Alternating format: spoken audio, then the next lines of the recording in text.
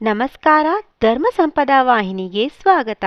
ರಾಮಾಯಣದ ಉತ್ತರಾಖಂಡದಲ್ಲಿ ಉಲ್ಲೇಖಿಸಿರುವಂತೆ ಅಪಾರ ಶಕ್ತಿ ಮತ್ತು ದುರಹಂಕಾರಕ್ಕೆ ಹೆಸರುವಾಸಿಯಾದ ಲಂಕಾ ರಾಕ್ಷಸ ರಾವಣ ಹೇಗೆ ಮಹಾದೇವನಿಗೆ ನಮಸ್ಕರಿಸಿ ದೈವಿಕ ಖಡ್ಗವಾದ ಚಂದ್ರಹಾಸವನ್ನು ಹೇಗೆ ಪಡೆದನೆಂದು ಈ ಕಥೆಯಲ್ಲಿ ತಿಳಿಯೋಣ.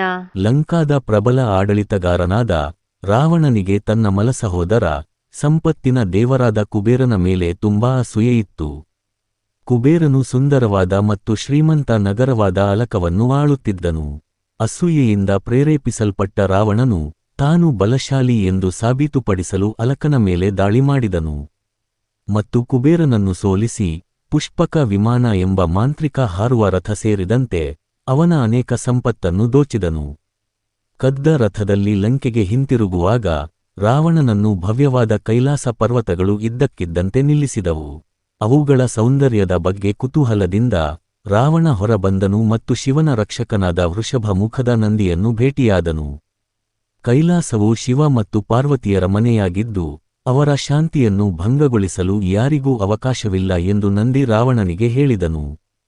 ತನ್ನ ಇತ್ತೀಚಿನ ವಿಜಯದಿಂದ ಆತ್ಮವಿಶ್ವಾಸ ಮತ್ತು ಹೆಮ್ಮೆಯನ್ನು ಅನುಭವಿಸಿದ ರಾವಣ ನಂದಿಯ ಎಚ್ಚರಿಕೆಯನ್ನು ನಿರ್ಲಕ್ಷಿಸಿ ಮುಂದೆ ಸಾಗಲು ಪ್ರಯತ್ನಿಸಿದನು. ನಂತರ ನಂದಿ ಅವನನ್ನು ಶಪಿಸುತ್ತಾ ಮಂಗಗಳು ಒಂದು ದಿನ ಅವನನ್ನು ಸೋಲಿಸುತ್ತವೆ ಎಂದು ಹೇಳಿದನು. ಇದರಿಂದ ಕೋಪಗೊಂಡ ರಾವಣನು ಕೈಲಾಸ ಪರ್ವತಗಳನ್ನು ಎತ್ತುವ ಮೂಲಕ ತನ್ನ ಶಕ್ತಿಯನ್ನು ತೋರಿಸಲು ಬಯಸಿದನು. ತನ್ನ 20 ತೋಳುಗಳನ್ನು ಬಳಸಿ ಅವನು ಪರ್ವತಗಳನ್ನು ಎತ್ತಲು ಪ್ರಾರಂಭಿಸಿದನು. ಶಿವ ಮತ್ತು ಪಾರ್ವತಿಯ ಅಡಿಯಲ್ಲಿರುವ ನೆಲವು ನಡುಗುವಂತೆ ಮಾಡಿತು.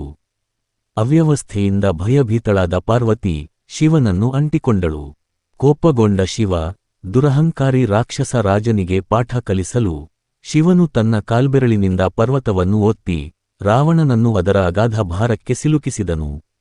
ರಾವಣನು ನೋವಿನಿಂದ ಕೂಗಿದನು, ಕ್ಷಮೆಯನ್ನು ಬೇಡಿದನು, ಆದರೆ ಶಿವನು ಅಚಲವಾಗಿಯೇ ಇದ್ದನು.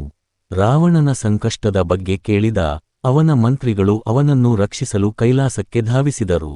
ಅವರ ಪ್ರಯತ್ನಗಳ ಹೊರತಾಗಿಯೂ ಅವರು ರಾವಣನನ್ನು ಮುಕ್ತಗೊಳಿಸಲು ವಿಫಲರಾದರು ಮತ್ತು ಶಿವನನ್ನು ಪ್ರಾರ್ಥಿಸಲು ಸಲಹೆ ನೀಡಿದರು. ಅವರ ಸಲಹೆಯನ್ನು ಅನುಸರಿಸಿ ರಾವಣನು ಭಗವಂತನನ್ನು ಸ್ತುತಿಸುವ ಸ್ತೋತ್ರಗಳನ್ನು ಹಾಡಲು ಪ್ರಾರಂಭಿಸಿದನು. ಅಪಾರ ದುಃಖದ ನಡುವೆಯೂ ಅವನ ಭಕ್ತಿ ಅಚಲವಾಗಿತ್ತು. ಶಿವ ತಾಂಡವ ಸ್ತೋತ್ರದ ಜನನವಾದ ಬಗೆ. ಕೆಲ ವರ್ಷಗಳ ಕಾಲ ರಾವಣನು ಕೈಲಾಸದ ಕೆಳಗೆ ಸಿಕ್ಕಿಹಾಕಿಕೊಂಡನು. ಅವನ ಸ್ತೋತ್ರಗಳು ಶಿವ ತಾಂಡವ ಸ್ತೋತ್ರ ಎಂದು ಪ್ರಸಿದ್ಧವಾದವು. ರಾವಣನ ಪರಿಶ್ರಮ ಮತ್ತು ನಿಜವಾದ ಭಕ್ತಿಯಿಂದ ಪ್ರಭಾವಿತನಾದ ಶಿವನು ಅಂತಿಮವಾಗಿ ಅವನನ್ನು ಕ್ಷಮಿಸಿ ಅವನಿಗೆ ದಿವ್ಯ ಖಡ್ಗವಾದ ಚಂದ್ರಹಾಸವನ್ನು ದಯಪಾಲಿಸಿದನು. ಈ ದೈವಿಕ ಆಯುಧವು ರಾವಣನು ಹೆಮ್ಮೆಯ ಆಡಳಿತಗಾರನಿಂದ ಶಿವನ ಶ್ರೇಷ್ಠ ಭಕ್ತನಾಗಿ ರೂಪಾಂತರಗೊಳ್ಳುವುದನ್ನು ಸಂಕೇತಿಸುತ್ತದೆ. ಈ ರೀತಿಯಾಗಿ ರಾವಣನ ಶಿವಭಕ್ತಿ ಮತ್ತು ಚಂದ್ರಹಾಸನ ವರದ ಕಥೆಯು ನಿಜವಾದ ಭಕ್ತಿ ಮತ್ತು ನಮ್ರತೆಯ ಶಕ್ತಿಯನ್ನು ನೆನಪಿಸುತ್ತದೆ. ಅತ್ಯಂತ ಶಕ್ತಿಶಾಲಿ ಜೀವಿಗಳು ಸಹ ದೈವಿಕತೆಯಿಂದ ಹೇಗೆ ವಿನೀತರಾಗಬಹುದು, ನಿಜವಾದ ಭಕ್ತಿಯು ಕ್ಷಮೆ ಮತ್ತು ದೈವಿಕ ಆಶೀರ್ವಾದಗಳಿಗೆ ಹೇಗೆ ಕಾರಣವಾಗಬಹುದು ಎಂಬುದನ್ನು ಇದು ವಿವರಿಸುತ್ತದೆ. ರಾಮಾಯಣದ ಈ ಕಥೆಯು ಭಕ್ತರು ಮತ್ತು ಹಿಂದೂ ಪುರಾಣಗಳ ಉತ್ಸಾಹಿಗಳಿಗೆ ಸ್ಫೂರ್ತಿ ಮತ್ತು ಅಮೂಲ್ಯವಾದ ಪಾಠಗಳನ್ನು ಕಲಿಸುತ್ತಲೇ ಇದೆ. ಧನ್ಯವಾದಗಳು. ಈ ವಿಡಿಯೋ ಇಷ್ಟವಾದಲ್ಲಿ ಲೈಕ್ ಮಾಡಿ, ಕಾಮೆಂಟ್ ಮಾಡಿ, ಶೇರ್ ಮಾಡಿ, ಮತ್ತಷ್ಟು ಮಾಹಿತಿಗಳಿಗೆ ಸಬ್ಸ್ಕ್ರೈಬ್ ಮಾಡಿ. ಧನ್ಯವಾದಗಳು.